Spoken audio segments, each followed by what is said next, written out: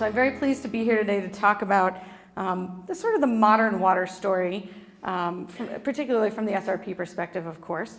And I'm going to talk about some of our early canals and all of SRP's dams, because we can't talk about water without talking about the dams too. And there's going to be a little bit of power in here because I am from SRP, so we talk a little bit about power as well. And then I'm going to transition through the presentation to talk about some of the changes to water delivery and the way that SRP manages water post-World War II with the tremendous population growth that takes place here in the valley. So I'll leave time for questions at the end, and let's go ahead and jump right in. So before I get started, I want to talk about where the water that SRP manages comes from. So our water that SRP manages through our system of dams and canals comes from what we call our watershed, and that is all of the streams and tributaries that feed the Salt and Verde rivers. So it's outlined in black on this map up here. A lot of these areas are national forests. Some of these areas are tribal lands and reservations. And the folks who were living here in the valley around the turn of the century, late 1800s, made a pretty smart connection, and they realized that the water that was flowing through their canal system came from snowmelt on this watershed. And they asked the federal government to help set some of these lands aside as forest reserves, as I said today, national forests, in order to protect them from things like timbering and grazing, which might impact the water supply for the valley. So this is just a real quick early example of some of the very careful planning that's gone into setting up the water supply that we enjoy today. But when we're talking about the watershed and where this water all comes from, this is sort of the general area that we're talking about. You cannot tell the story of water in the valley without talking about the Hohokam. And that was, of course, a group of people that lived here in the valley from 200 AD to 1450 AD. That is, of course, the name that archaeologists have given them. So that's a more modern convention. And they lived here in the valley and constructed a pretty complex network of canals and laterals in order to support their agriculture. So it constructed about 500 miles of canals and laterals. And I always think I see a lot of pictures in my job of what it looked like to build the modern canals, and you'll see some today. But what an incredible feat that was, to build 500 miles of canals and laterals with the tools that were available in say, 200 AD. And these folks were serious engineers. The remnants of their canal system that we can excavate and look at today had there was consideration for the slope of the sides of the canals and the grade of the canals and the location. So they were very, very serious engineers. And this is an incredible network that was built during this time period. They supported a population of about 50,000 folks and moved in 1450 AD, moved on. There's a lot of conversation about why that happened, and I'm sure Dr. Boswick addressed that in his presentation last week. But if you look at today's modern canal system, this is a map of SRP's current system in the blue here, and then some of the Hohokam canals and the more historic canals are on this map in the faint gray lines. You can see the Hohokam canals used gravity to move water from one side of the valley to the other. SRP system uses the very same principle today. And they really laid the groundwork for some of the pathways that our water takes even today. So there's a real connection there. So if you fast forward, the Hohokam moved around 1450. If you fast forward about 400 years, you have the first modern American settlement of this area. And we had Camp McDowell established in 1865. And with that comes more settlement. So we have more people moving here because the camp has needs. We have folks who can provide. There's some business opportunities associated with that. So we have more people moving here around that time period. And in 1867, a gentleman by the name of Jack Swilling, which I'm sure most of you are familiar with, arrives in the valley and begins digging the first modern canal in this area. So this, of course, is the 150th anniversary of that in 2017. So that's part of the reason we're here today, is to celebrate that and talk about this canal system that he really helped kick off.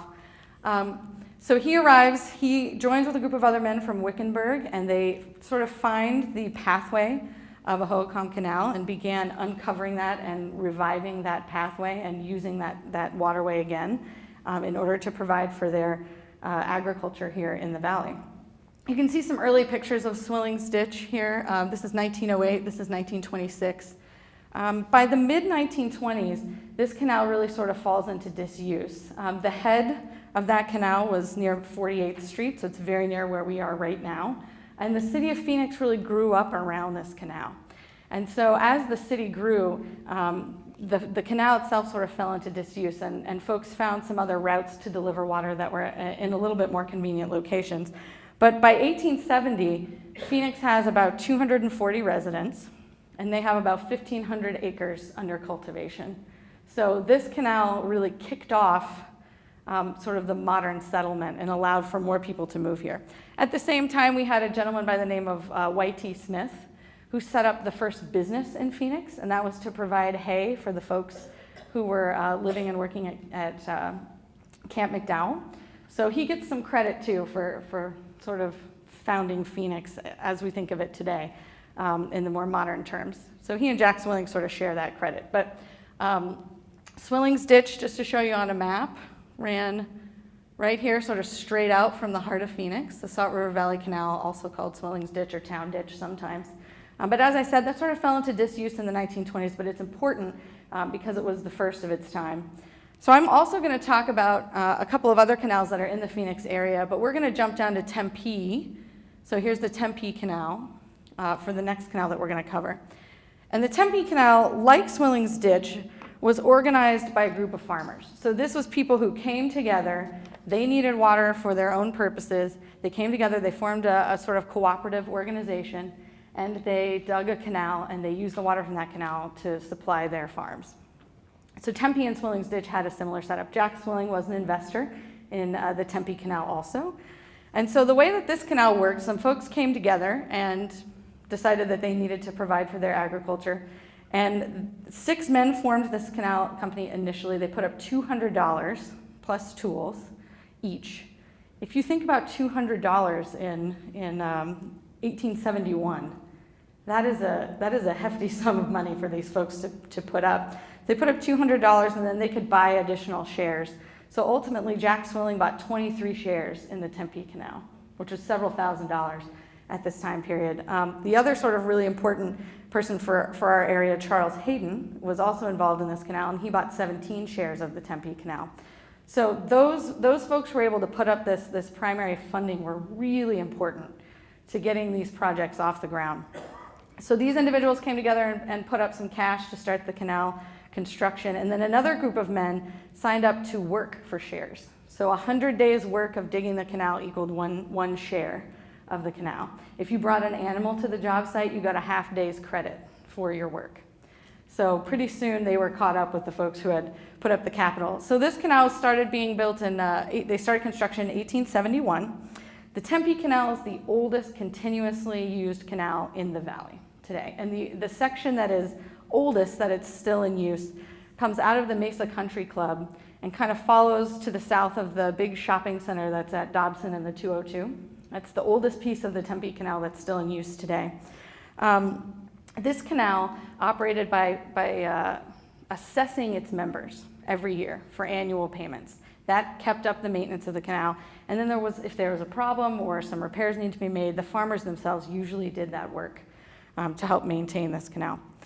So this was another really important early canal example. So the Swilling's Ditch or Salt River Valley Canal and the Tempe Canal function in a similar way. As we move forward in time and as the valley starts to grow, the canal companies start to change. So we'll talk next about the Grand Canal, which is just right near us right now. So this is the Grand Canal. It runs right through the heart of Phoenix and ends in the West Valley. So the Grand Canal was set up a little bit differently.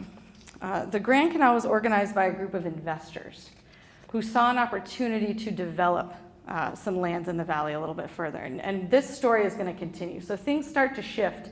Early canal companies, we have a lot of farmer, cooperative, farmer-owned canal companies, and then we sort of shift into more development opportunities. So the Grand Canal, a group of folks came together in 1878, built the canal between 1878 and 1879.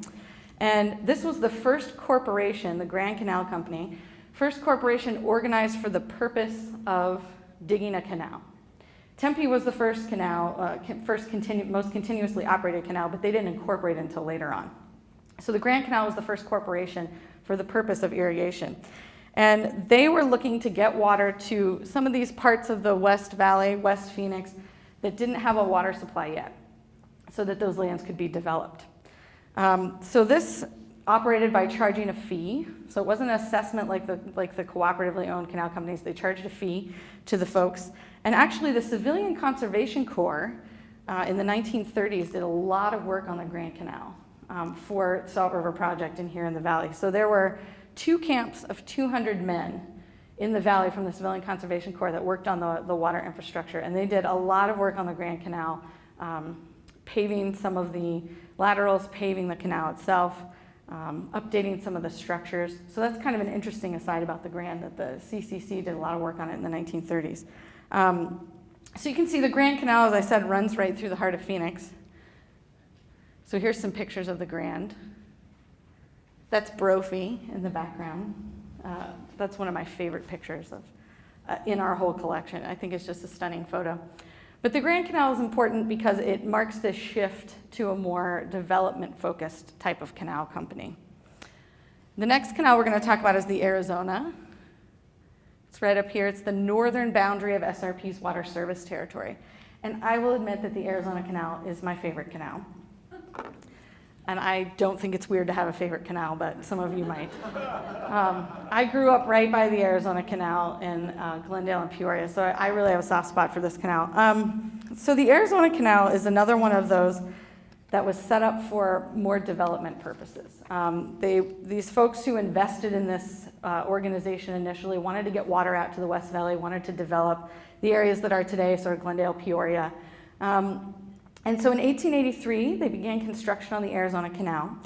And a group of gentlemen came together to put up sort of the initial funding, and they hired a gentleman by the name of W.J. Murphy to lead the excavation of the canal. And W.J. Murphy was a railroad excavator. So he had a lot of experience excavating, but he had not worked on a canal up until this point. So they hired W.J. Murphy. Let me switch so you can see a picture of him. There he is. And they paid him in bonds, which he then had to sell in order to finance his work. So it's kind of an interesting setup. But he had a crews of men and animals that were working for him to excavate railroads, so he brought them down to the valley. And he actually spent a lot of time on the road selling these bonds in order to finance the project. And so while he was gone, his brother-in-law managed construction, but his wife, Laura Murphy, also helped out. And she cooked for everyone in the camps. So they had these camps of folks who would move as the canal was being constructed. She cooked for everyone in the camp and lived in the camp with her 6 children, which is amazing. And her husband often gone to help finance this project. So Laura Murphy gets some credit for the Arizona Canal too. So this canal is the longest canal in SRP system. It's our longest modern canal. It's 40 miles. And to think that they built this 40-mile canal in 2 years is pretty amazing. They were working at breakneck speed. And it was a lot of man and animal power. So they would have crews that had various functions that would go in and clear, and then they have another crew that would come behind them and sort of excavate. And so you had animals and people really working together to build the Arizona Canal. Murphy later went on to co-found First National Bank of Arizona in order to help finance the project. And he also helped build Grand Avenue in 1887, because if you're going to develop this land, you got to have a way to get people out there. So we helped build Grand Avenue, and then helped incorporate Alhambra, Glendale, and Peoria along the way. The Arizona Canal Company changed its name in 1887 to the Arizona Improvement Company. And Murphy also, he and his son owned the Arizona Inn, or excuse me, the Ingleside Inn. Arizona Inn is in Tucson. That is not the same. So they owned the Ingleside Inn, which is right along the Arizona Canal. And today, does anybody know what the Ingleside Inn is today? Which is part of why I said Arizona. Yes? Arizona Country. It's the Arizona Country Club, that's right. So if you've ever been to the Arizona Country Club, that is the site of the Ingleside Inn. And the Ingleside Inn was one of the first resorts here in the valley. They were hoping that people would come and spend their winters here, much like they do today. And Murphy was really trying to attract people out here. So it was a beautiful spot, beautiful setting, right next to Arizona Falls, which we'll talk about a little bit later in the presentation. but he owned one of the first resorts here, which is today the Arizona Country Club. So if you ever get to go to the Arizona Country Club, they have a nice little photo display in one of their rooms that shows some beautiful pictures of the facility when it was the Ingleside Inn. So we have these canals being built around the late 1800s, turn of the century, and they're operated all as separate units. And we have a pretty good water supply here in the valley, but there were still some issues with that water supply that caused the folks living here to look to the federal government for some help around the turn of the century. And the first of those was overuse. There was more use to the river than there was actual water in the river, which was, of course, a problem. The second of those was flood. There were a series of floods that moved through the valley, most notably in 1891, which was a catastrophic flood. But it was the primary motivator here was drought. And there was a serious drought from 1898 to 1904. And it was in the midst of this drought that the people living here looked to the idea of reclamation to help with the water supply. And the idea of reclamation meant reclaiming arid lands by building irrigation infrastructure. It was a very popular idea at this time, particularly in the West. And it just so happened that the president at the time, Theodore Roosevelt, was a huge proponent of reclamation. And so some folks from the valley actually went to Washington, D.C. to help lobby for the passage of the National Reclamation Act, which Theodore Roosevelt signed into law in 1902. And what this act did was it provided federal funds in the form of loans in order to build irrigation infrastructure. It also provided federal expertise, which was very important, the engineering expertise to build these types of projects. But remember, these were loans. So it also required that the title to any facilities built with these reclamation funds had to stay with the federal government, which it does even today. And we'll talk about that a little bit later on too.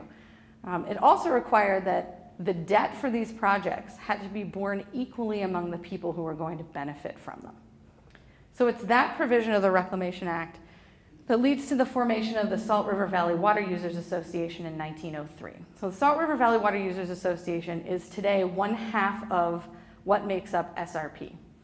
And the association, as I'll probably call it throughout the rest of the presentation, the association was formed in 1903.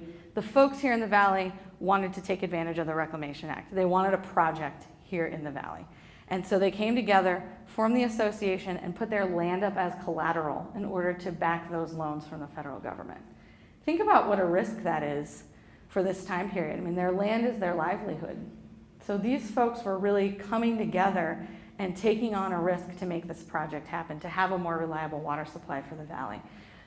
The association also served as a liaison between the folks living here and the federal government, most notably the Bureau of Reclamation, in facilitating the construction of the project that they are going to build. And Judge Joseph Kibbe, some of you may be familiar with Judge Kibbe, was a territorial judge and a territorial governor in the state of Arizona, and he served as the association's legal counsel for many, many years. He actually wrote the Articles of Incorporation for the association, which by and large is still intact today, and the association is still operating under those Articles of Incorporation. So he's a very important figure in Arizona. So the boundaries of the association are here on this map. You can kind of see the outline. It's a little hard to see. So what the folks did when they formed the association was they thought about what they were going to build. They looked at the existing infrastructure. So a lot of these boundaries are existing canals. And then they thought about how many acres could be irrigated from that infrastructure, and then that's sort of how they determined how many acres of land would be able to be a part of the project. So they were very carefully planning, again, very early on, for the water supply. So with the formation of the association, the Salt River Project is selected as one of the first 5 federal reclamation projects in the United States. We can't say we were the first because there were 5 selected at one time. But we think we are certainly the most successful multi-purpose reclamation project in the United States, especially of that first 5. But in order to build the infrastructure that they wanted to build, which was Roosevelt Dam, which I will of course talk about in just a moment, but before we can build the dam, they had to do 2 things. One, has anybody ever been to Roosevelt Dam? Oh, good, lots of people, great. It's kind of hard to get to, right? Even today, it's kind of hard to get to. Well, in 1903, there was really no good way to get to Roosevelt Dam. So the first thing they had to do was build a road. And in 1903, they began construction on the Mesa Roosevelt Road, which we know today as the Apache Trail. And by 1905, They're moving 2.5 million pounds of freight every month up and down the Apache Trail. So I've been on the Apache Trail in a car, and I will admit that it made me a little nervous. I don't know if any of you have done the same, but I always think about what would it be like to be freighting huge amounts of material up and down to the dam site, you know, on a cart being pulled by some mules or some horses. It had to be a pretty thrilling experience. So the first thing they had to do was get this road built. The second thing that they needed to do in order to build a dam is to get a power supply up to that site. So even though Roosevelt Dam is in a national forest, there's not a whole lot of trees in that national forest. And if you were in a different place, you might be able to use wood to fuel your machinery to build the dam. But the folks who were building Roosevelt Dam had to get creative. And so they used the resource that was there, which was water, and the natural drop at the dam site, which is what made it a great place for a dam. And they generated hydroelectricity in order to power the machinery that built Roosevelt Dam. So this is an early example of something that we call the Reclamation principle, which is the idea that power is the paying partner of water. And you'll see that appear again and again throughout this presentation. So with the Apache Trail in place and the power canal generating electricity, construction on Roosevelt Dam begins in 1906. And it takes until 1911 to build the dam itself, which is pretty remarkable when you see what a massive undertaking this was. They had some slowdowns, mostly from flooding that took place during the dam's construction, which did cause some slowdowns, but on the whole, 1906 to 1911 is pretty quick pace for building a dam of this structure. So the dam is finished in 1911. When the dam is completed, it is the largest masonry structure in the world, the largest man-made lake in the world at its time. Made the cover of the Scientific American because it was an engineering marvel. It was really an unprecedented structure. It increased the water storage capacity for the Association for the Valley from 0 acre-feet to over 1.2 million acre-feet just with Roosevelt Dam alone. And if you're not familiar with an acre-foot, if you take a football field and fill it with a foot of water, that's about an acre-foot. So it was and is today the largest storage reservoir on SRP's system. Theodore Roosevelt himself came to the dam's dedication ceremony in 1911. He was no longer president at the time, but he came and gave a speech. He rode down the Apache Trail in a convertible in 1911, which I feel like is a very Theodore Roosevelt thing to do. And he loved it. He had a marvelous time. He was raving about how beautiful it was and what a great time he had. And in his speech at the dam's dedication, he said that one of the things that he was most proud of in his presidency was signing the Reclamation Act into law. And a couple of days later, he gave a speech at ASU on the steps of Old Main. He did sort of a tour of the valley when he came down for the dam's dedication. In that speech, he said he thought if the valley could get our irrigation projects sorted out, we could see 75 to 100,000 people living here in the valley someday. So we far exceeded those expectations. But that gives you an idea of the importance of this infrastructure and of this project at the time. So we very quickly exceeded that expectation. We're going to go back in time a little bit and talk about a couple of things that happened while Roosevelt Dam was being built. And the first of those was, I talked about the drought from 1898 to 1904. That drought really culminated in a very serious flood that struck the valley in 1905. And that flood did a lot of damage to the canal system that was in place. And it also wiped out the diversion dam that was in place. And the diversion dam is very important because it moves the water from the river system into the canals. So without that diversion dam, there was no way to get water into the canal system. So you can imagine this was a really hard time for folks who are farming and living here in the valley. And they looked to the federal government and said, as part of this project, we need to build a new diversion dam. So they were able to agree to that and build Granite Reef Diversion Dam in 1908. And then they also, as a result of that, felt that it would be important, if we're going to have this diversion dam, we're going to build Roosevelt Dam, we need the canal system to operate as one unit. They're all being operated separately at this point. So they asked the federal government to help buy the canal system, and of course, that began in 1906 with the North Side system. So by 1911, we have Roosevelt Dam in place, we have a new diversion dam, and we have a unified canal system supplying water to the valley. So things are looking pretty good for the water supply here. Another important thing that takes place while Roosevelt Dam is being built is the decision in a water rights case here in the valley. And that decision is called the Kent Decree. So with the construction of Roosevelt Dam, the folks living here and the federal government felt that it would be important to adjudicate some of the water rights to the water that's would be stored behind Roosevelt Dam. And so 4,800 people came together and were claimants in this lawsuit. It was called Hurley v. Abbott. It was a friendly lawsuit. It was filed around 1905.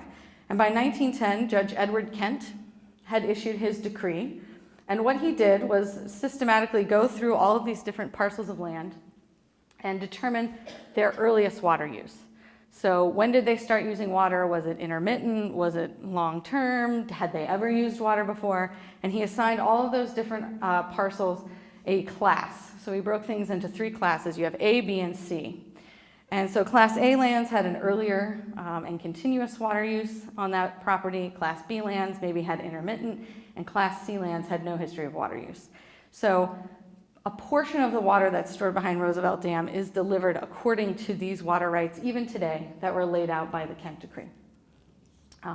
And so this was really important for allocating some of that water. And so you should know 2 things about water rights in Arizona that are sort of relative to this case.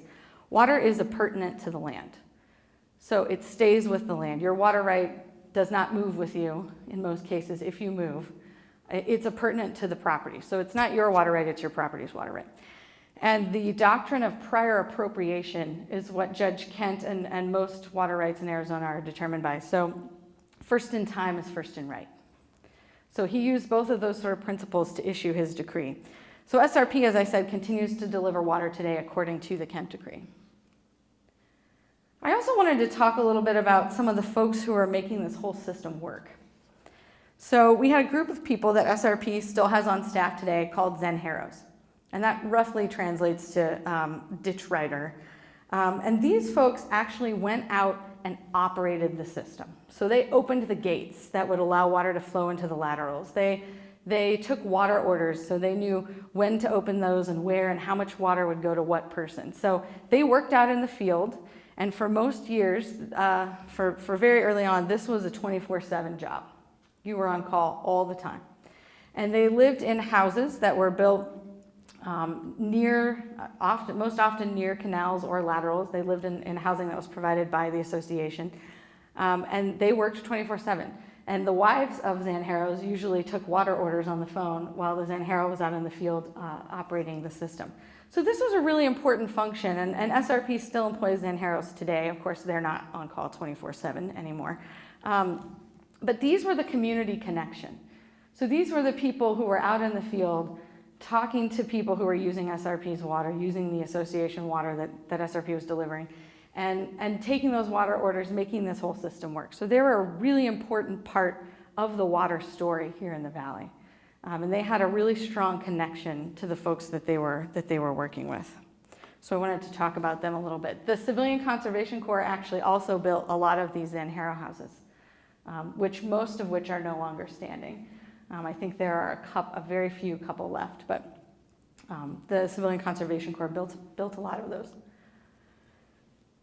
SRP also had some hydropower on the canals. So in 1910, the association entered into an agreement with the federal government to build some hydropower plants along those canals. And that included South Consolidated, Chandler Falls, and then Arizona Falls, which actually was already built. Arizona Falls was built in 1902, but SRP, or the association, took over the operation of that facility around 1910, 1911. So we're generating electricity at Roosevelt Dam, but we're also using the canals here in the valley to generate electricity during this time period. And Arizona Falls is still generating electricity today, and we'll talk about that a little later as well.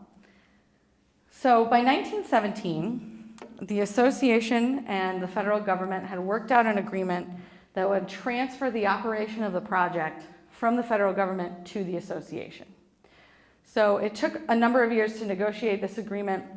One, because the cost of the dam, Roosevelt Dam, and the associated granite reef and buying the canal system was a little bit higher than I think the farmers were anticipating. The estimate was $3 million, and it came in closer to 12. And remember, this was unprecedented, so trying to estimate the cost of a project like this was a pretty tall order. But the farmers here in the valley were on the hook for paying that back. So negotiating the actual final cost of the project took some time. But an agreement was decided in 1917. It was signed on September 6th, 1917, and it was effective November 2nd, 1917. So the 100th anniversary of this contract is, its effective date is actually in a couple of weeks. So SRP will be celebrating that with the Bureau of Reclamation, of course. And this has been a very important partnership, I think, for the history of water in the valley. The connection between the Bureau of Reclamation and SRP in operating this project has been critical for maintaining this reliable water supply. So we're very excited to celebrate the centennial of this agreement. A couple of really important provisions in this contract. One, the repayment cost was agreed upon, the cost that the farmers would have to pay back to the federal government. That was around $10.8 million. Another important provision, the title to all of this infrastructure stays with the federal government. Remember, that was a provision of the Reclamation Act. So that is also a part of this contract. Third, it transferred operation from the Bureau of Reclamation to the association. So we have a local entity taking on the operation of the project itself. But also, and this is important in setting SRP up to be the entity we are today, the association was allowed to keep power revenues from the sale of power to reinvest and reuse back into the system. So we're going to talk about why that's important in just a moment. But I want to talk about this beautiful building here. This was the Bureau of Reclamation's headquarters in Phoenix, and then transferred to the association when they took on operation of the project. It was called the Water Temple, and it was at Van Buren and 2nd Avenue. It's no longer standing, unfortunately. It was demolished in the late 1950s when SRP moved to our current location in Tempe. But this is a beautiful, remarkable building. And you can see the canal right in front there is the Salt River Valley Canal. So it was in sort of a perfect spot for the Water Temple. The 1920s were a really difficult decade here in the valley. A lot of folks had started growing cotton in order to support the efforts for World War I. And when the war ended, the price of cotton fell dramatically. So the folks living here were struggling financially, and they were having a really hard time paying their assessments to the association, which went towards that debt for paying back for Roosevelt Dam. And so it just so happened that the association had a pretty visionary leader at this time whose name was C.C. Cragen. And he came up with a plan, which we very creatively call the Cragen Plan. And he had a pretty good idea, I have to say. It was a pretty visionary idea. He said, let's build 3 more dams on the lower Salt River. We'll equip those dams with the ability to generate hydroelectricity, and we will use the revenue from the sale of that electricity to pay back this debt to the federal government. People initially were kind of skeptical about this idea because, of course, the problem was that they were having a hard time financially. But he was very creative in the financing of these projects and was able to actually pre-sell the output, the power, for these 3 dams in order to help finance their construction. So with that, and then passing some bonds, they were able to build Horse Mesa, Mormon Flat, and Stewart Mountain Dam. So this turns out to be a brilliant stroke. Not only does it increase water storage capacity for the valley, but it increases power generation capacity as well. And I'll talk about that in just a second. But I kind of wanted to talk about each one of these dams and give you a little picture of its construction and some stories about these dams. So Mormon Flat Dam was finished in 1925. You can see it looks very different from Roosevelt. It is a thin concrete arch dam. So it uses a totally different structure than Roosevelt Dam. So you can see it looks really different. It took a lot less time to build. It was finished in 2 years. So construction techniques had progressed, but also this dam used a lot less material than Roosevelt. Calapco, which was the predecessor to APS, so Central Arizona Light and Power Company, actually bought the output of the power from Mormon Flat Dam. If you look at Mormon Flat Dam today, it looks different because the spillways were modified in 1937. So Horse Mesa Dam was next, and I love Horse Mesa. I think Horse Mesa is one of our coolest dams. It's also a thin arch dam, finished in 1927. It looks pretty similar to Mormon Flat, and Inspiration Consolidated Copper actually bought some of the output of the power from this dam. But I think Horse Mesa's story is really interesting because of the community of people that lived there. So this picture here on the bottom left is originally the houses for the folks who worked at Horse Mesa were on stilts. And so they lived in these houses in the canyon that were built on stilts. In the 1940s, those were taken out and they rebuilt in a different location. But Early on, they were living on stilts. Has anybody ever been to Horse Mesa? Yeah, this one's a little bit harder to get to. The road down to Horse Mesa is really sort of treacherous. And at this time period, when they were building the dam, there was really no way to get there. So for a lot of years at SRP, it was someone's entire job to maintain the road down to Horse Mesa Dam. So we kept someone on staff just to make sure that roadway was clear.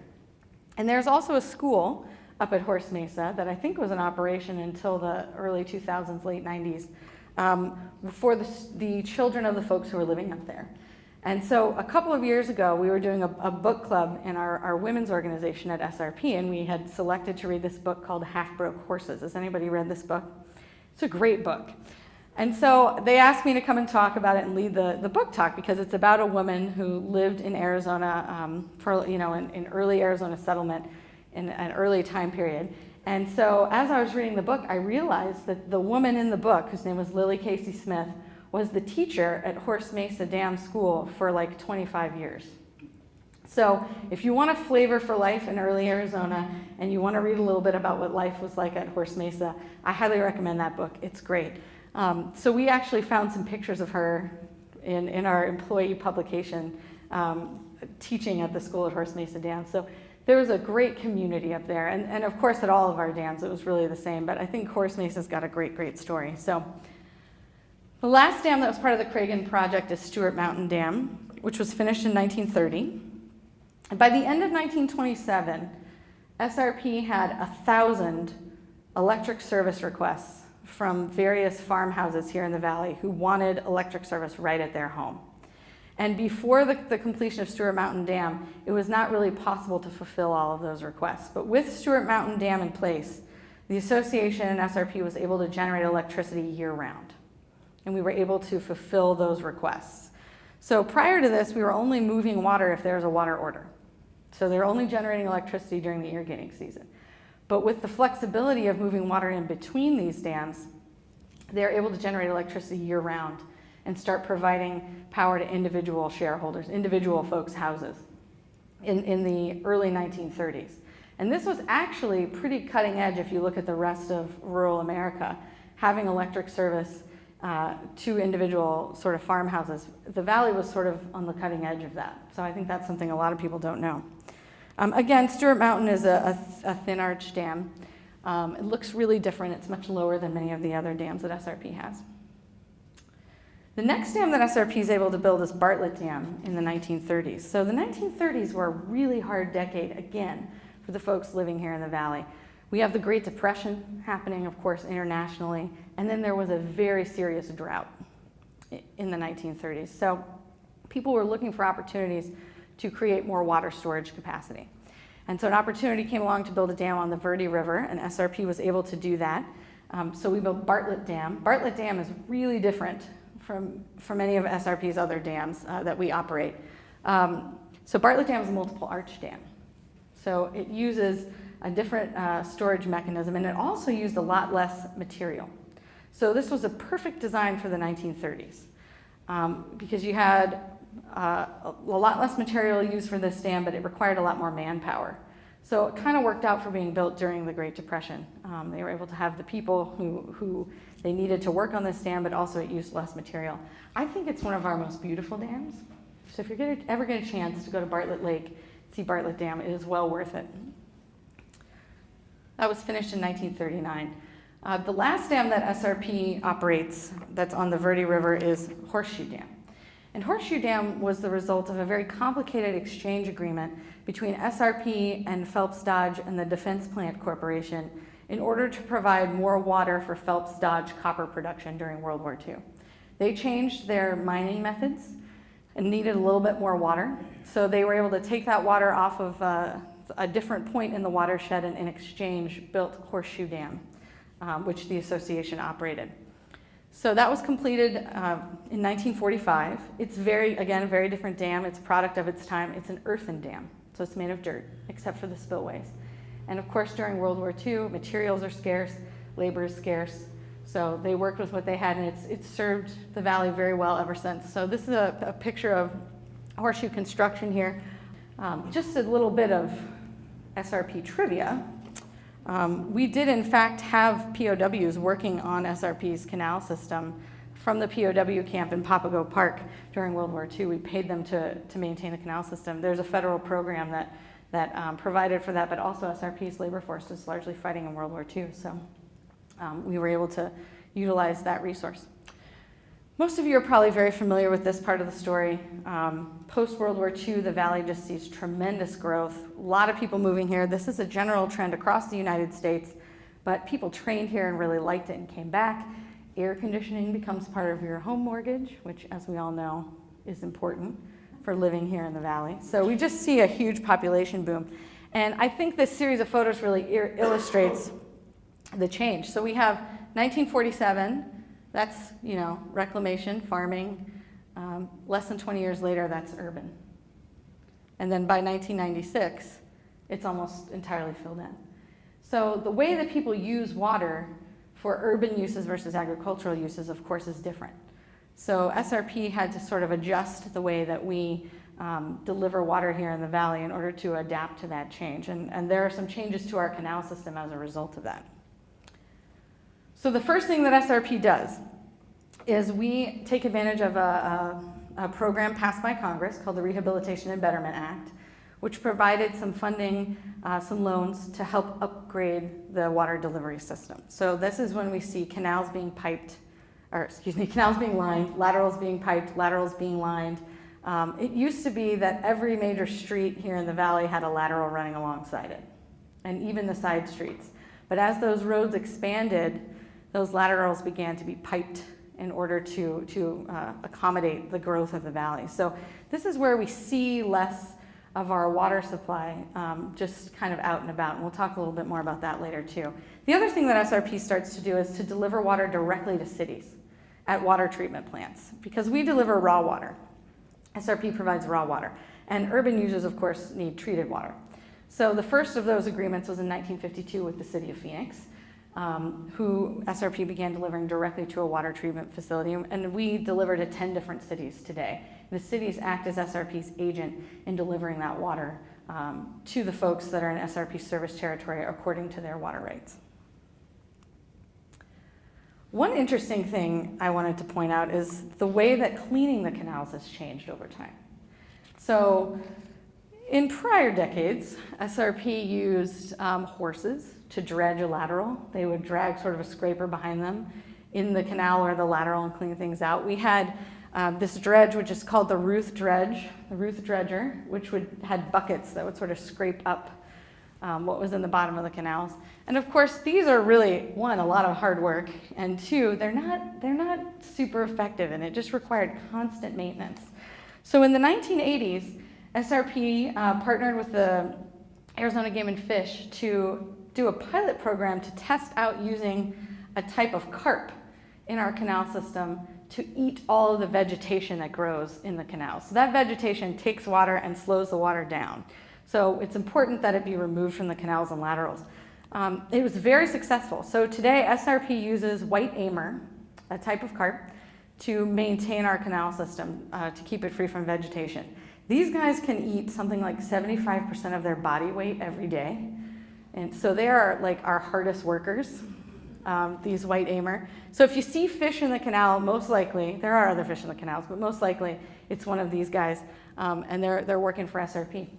So every year we dry up part of our canal system to do maintenance. So when we do that, we do a fish herding event usually, and you can come and see how these fish are gathered up from one stretch of the canal in these giant nets, and then they put them in trucks, the back of trucks that are full of water, and move them to another part of the system. And then when that dry up is finished, they'll round them back up and move them back.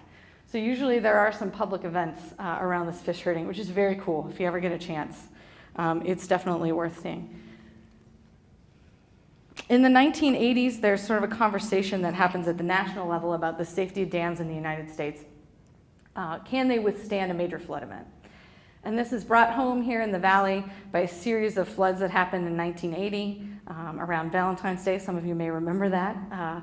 And so there's some real questions about, can our dams withstand a major flood event? And Congress actually passed the Safety of Dams Act in the mid-1980s, which provided federal funds in order to help shore up some dams across the United States.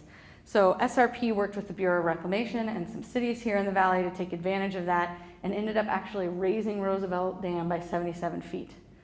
So it looks very different today than it did when it was finished in 1911. You can see the spillways are much larger. It increased the water storage capacity, but also ensured that the dam could withstand any type of flood event. So we also completed an interconnect between SRP's system and the Central Arizona Project system. So CAP is another reclamation project here in the valley that, actually in the state, I should say, that provides water to central and southern Arizona from the Colorado River. And so SRP is able to move CAP water through our system, which provides flexibility. We can help deliver that water to other entities. It provides a little flexibility for the valley's water supply. And it also enabled SRP to take on some of our underground storage projects. So we have 2 underground storage projects in the valley, one in the East Valley, one in the West Valley. And they actually move water into these basins and then let it filter back down to help replenish the aquifer. So they're kind of cool, innovative water management projects. SRP took on the operation of C.C. Cragen Dam in 2005 as part of a big water rights settlement that was passed in 2004. And so SRP operates that dam. The federal government, of course, owns the title to that dam.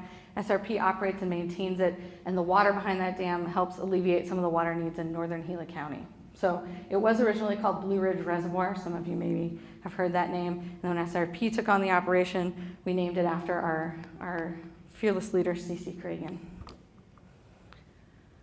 I wanted to end by talking about some opportunities for you all to go out and interact with the canal system today. So SRP and the Bureau of Reclamation and the cities here in the valley have worked really hard over the past several decades to provide opportunities for folks to get out there and see and experience the canals. So believe it or not, there was a point in time where folks used to give their lateral number instead of their home address. You would give out your lateral number. So this was a huge part of the culture here in the valley and a huge community gathering place, these canals. And as the valley grew and developed around it, of course, things changed and there were some safety concerns, but we've really worked hard with the Bureau and Valley cities to open some of these spaces back up again. So one of the places that I talked about earlier, Arizona Falls, was rehabilitated and totally redone in 2003. It used to look like this. Over here on the right, when they built the Arizona Canal, there's this huge outcropping of rock, and rather than blast through it, they just left it. And some engineer came along and said, that is the perfect place for a hydro generating unit, and built this power plant here. And so it fell into disuse in the 1950s. 2003, it was revitalized and opened up. It generates enough electricity for 150 houses every year in the area. It's at 56th Street and Indian School. So if you ever get a chance, there's a great restaurant across the street. You can go have lunch, you can check out Arizona Falls, and now is the time of year to do it. There's some interpretive signage there that kind of talks about the site. It's really a cool spot, and down here on the bottom, there's water that just sort of flows over you, so you get to hear and feel the water at that site. So definitely go check out Arizona Falls. The Scottsdale waterfront is another really cool opportunity to see the canals in action. Every February, SRP and the City of Scottsdale's Public Art come together and have an event called Canal Convergence, where there's usually art installations in the Arizona Canal and all kinds of other art happening around the canal banks. So highly recommend checking that out if you get a chance. It's a really, really fun spot. There's also historic interpretive signage all along the canals. I think there are 24 signs spread all across the valley. So if you walk, bike, or run the canals and you see these signs, check them out. They have a really great history of the exact spot that you're standing in. So these, if you can find these, they're very worthwhile. And they're designed to look like gates, so with the wheel on the top. So they're pretty cool. This is a map. It's on SRP's website at srpnet.com of all of the trails on our canals. And there's tons of public art on these spaces. You can bike, walk, run, and really experience this important piece of our culture here in the valley that's played such an important role in developing Phoenix and the valley in general. Thank you so much for your time. It was a pleasure talking to you today.